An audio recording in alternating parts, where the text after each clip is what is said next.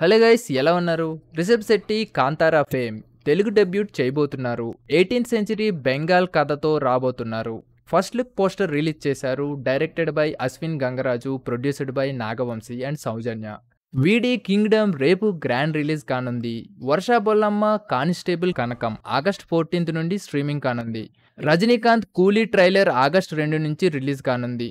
Siddharth 3 BHK movie August 1 నుండి simply సౌత్లో streaming కానుంది. రాజాసాబ్ నుండి Sanju Baba first look release చేశారు. డిసెంబర్ 5th రిలీజ్ కానుంది ఈ మూవీ.